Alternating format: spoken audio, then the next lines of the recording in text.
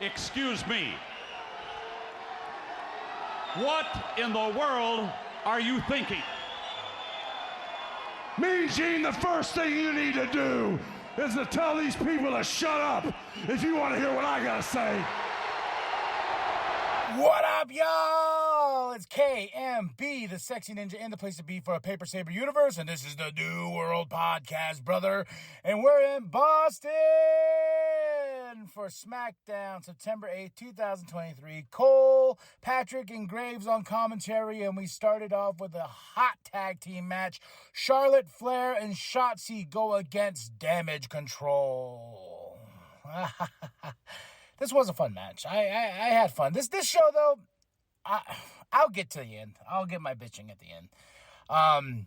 Charlotte and Shotzi, I really don't know what we're doing here. Are we trying to build Shotzi because she got the pin again and the win for this match and everything? I just feel like now we're having Charlotte there to give Shotzi a little bit of the rub, get her going, but her I'm crazy and look at my hair type of deal. I'm just like, I'm not feeling it, but we'll see what happens. Asuka came out, surprised everybody, Io and everything like that. And then Io and Asuka got face to face, and they started talking talking crap against each other and everything, this and that. They're going back and forth, and I was like, "Ooh, I cannot." I told myself, I was like, "Man, this is pay-per-view level-esque type of booking here, right? Asuka versus Io Sky for the championship." No, we get it in 2 weeks on the SmackDown. I was like, oh, okay. We got Paul Heyman backstage, and Jimmy goes and talks to him. Says, "Hey man, I'm in." He's wearing "We the Ones," and I was just like, I feel so bad for Jimmy because Jay's over here doing new things. Jay is like creating. I like this that Jay is in a different area where he has to watch his back at all time because of enemies he's made because of the bloodline and, doing his own thing. Poor Jimmy over here is like, "Hey, man, I want back in, even though I betrayed Roman Reigns a bazillion times and kicked him in the face and, hit Solo, and I want in. I want back in. Get me back in, coach." And I was like, what? If we're going to ride this bloodline, I feel like the bloodline story is over. Where's Roman? I know he's going to be out for a while. He probably won't be back until Survivor Series. But and Paul's like, "Hey, let me talk to the tribal chief. You go handle AJ Styles in the main event tonight, blah, blah, blah." And then Paul's walking off, and he gets in AJ Styles' face, and then they start talking, and then AJ kind of grabs Paul and whatnot because AJ's pissed, and then Jimmy attacks AJ, and he says right there, and then of course grabs the fucking phone, "Call Roman Reigns." I'm like, that has to be a Paul Heyman shirt. Call Roman Reigns. Why? Because he's not gonna do anything. Okay. Damage Control backstage. Bayley is talking, and Io's like she will challenge Asuka for her championship and everything, and I was like, yes, main event, right, of a pay-per-view? No, in 2 weeks. I'm still hung up on that, folks. I'm really hung up on that. LA Knight comes out. LA Knight, yeah, let me talk to you. Cuts a promo, talking about Miz. Him and Miz are going to face each other next week, but he has Austin Theory he's going to take on with Grayson Waller on commentary. He called them crotch goblins. Oh, man, and there's a Dom sucks eggs and sign in the crowd. Life is good. Life is good when we got great things like this, man. But LA Knight takes on Austin Theory. LA Knight for the win. At first I thought that Austin Theory was going to win. I was like, okay. But LA Knight cut a great promo, because Grayson Waller interrupted that. Then he comes out, then brings out Austin Theory. They have a really fun match. And all the matches were we'll get there.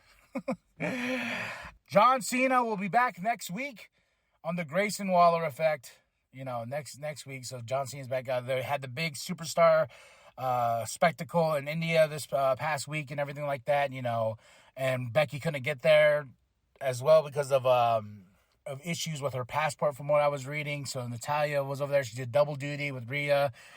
John Cena and Seth teamed up, so but John will be back next week on the Grayson Waller Effect. AJ Styles is backstage, cutting a promo and just saying, hey, as long as I'm standing, I'm still going to fight. I'm going to fight because I'm AJ Styles and I got the best damn hair in the business, brother.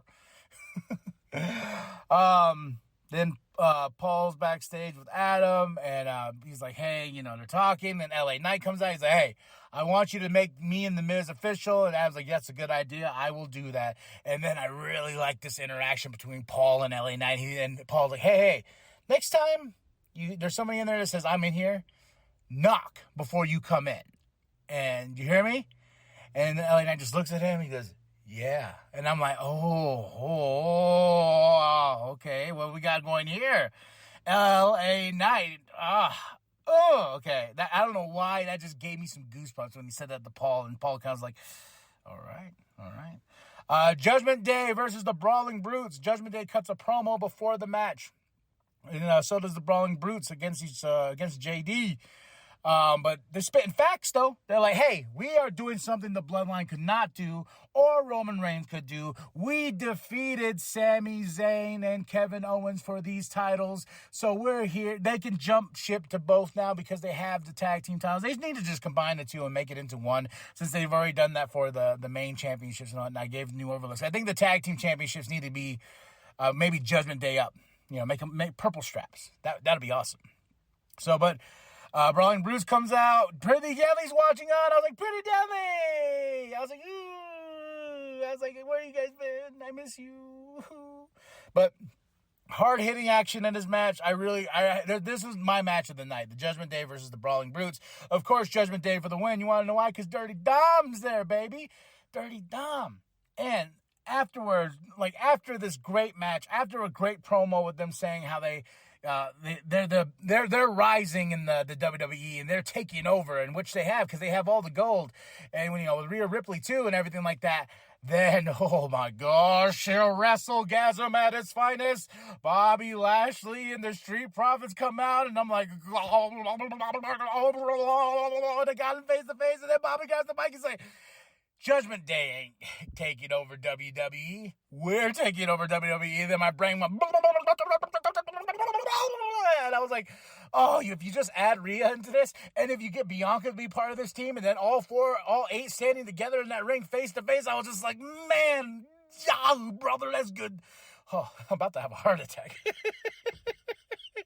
Oh, man, I got so excited. My wife's like, you all right? You're breathing so heavy. I'm like, this is Bobby Lashley versus the Judgment Day. Maybe the financial memberships at War Games. She's like, calm yourself. Calm down, big head boy. I'm just like, this is just awesome. Awesome. The OC is back. I'm sorry. The OC is backstage. AJ comes up and he's all pissed and heated and whatnot, and I think we're gonna get a breakup of this team. They haven't been doing anything with the OC, Michin and the Good Brothers or anything like that, but I feel like a breakup's coming because he slaps the phone out of Anderson's hand, and then he's like, hey man, if you guys gonna be like this, you guys not gonna help me out? I don't even want you out there. Tongue out, everything. Asuka backstage promo, she goes... She basically accepts the challenge of Io Sky, and we're in 2 weeks. What's funny is Michael Cole's next week.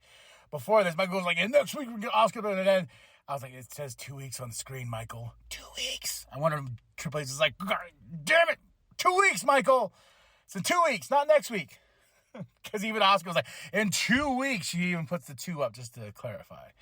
Now the main event, Jimmy Uso versus AJ Styles.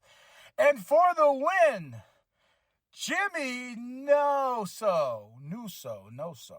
Oh, AJ Styles won this match. I'm very confused. This was my hang-up of this whole entire show. This is where I was kind of like scratching my noggin, because not only did AJ Styles win, Paul and Solo come out, and after the victory, Judgment Day, Finn and Damian attack AJ Styles and throws AJ Styles back in the ring for Solo to to hit him with the Samoan spike. And I'm like, what? What the fuck is going on here? I was confused because I was like, first of all, I don't like this whole Jimmy back into the bloodline. I want to be back. And then all of a sudden, this was like last week's episode with Jimmy when he's like, we the ones. He put the ones up. He's like, come on, let me back in. Knocking on the door, let me back in. And this one was like even more of a head scratcher. I'm like, why is the Judgment Day, like, they just talked some shit on the bloodline. There's like, hey, the bloodline, blah, blah, it's us now. And then we had that great moment with the Street Profits and Bobby Lashley. And this, I was just like, all my excitement just went out the window just because I was like, wait, what? Why is JD helping? Wait, is the bloodline still a thing? Well, I'll see you next week.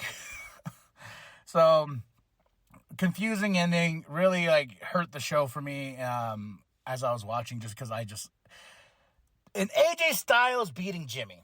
That's what I think was, like, the big, like, kick in the balls first. I was like, oh, so we're not building Jimmy at all. Jimmy's just here.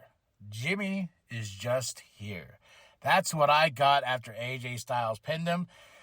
I thought, if I was booking this, I thought, it was going to be Solo that hits Jimmy with the Samoan spike that causes him to lose the match to AJ Styles. No, even with Solo being Solo, and no, AJ Styles won. And I'm like, what are we doing Jimmy then? Are we still just going to keep backpacking, latching on to this bloodline thing until Roman comes back? Yawn. We've already had our excitement with the bloodline. I love the bloodline, but now I'm just like, where do you go now from here? Do we see a Solo versus Jimmy? Like, what's going on with AJ Styles and the OC? This was all questions at the end. I was like, So I give this show a solid 3 out of 5 just because I was confused as fuck at the end. Favorite match of the night was Judgment Day versus the Brawling Brutes and everything like that. So, and more confusion was Shotzi and Charlotte, but I feel like it's more of like getting Shotzi a rub and trying to get her into the main stage of like being a superstar in SmackDown and stuff like that. But yeah, overall, LA Knight was great, of course, as always. Him and Austin Theory's match was good. I liked the promo he cut, and I want that on a shirt, Crotch Goblins. And Austin Theory and Grayson Waller was on commentary. Like, did you guys come up with a tag team name? And he goes, no, what happened is A-Town Down Under. Huh? And I'm like, no, please don't let that be your name. All right, 3 out of 5. Drop those comments below. Tell me what you liked the show. Tell me what you hated. Did this end confuse you as well? Drop those comments. Hit that like. Hit that subscribe. Share it with your grandma. Share it with your grandpa. Share it with a bum down at Walmart. I am KMB, the Sexy Ninja. Go to ProWrestlingTees.com/New World Podcast and get yourself that sweet nWp logo. I want to see it in the crowd now too. Sweet me, brother.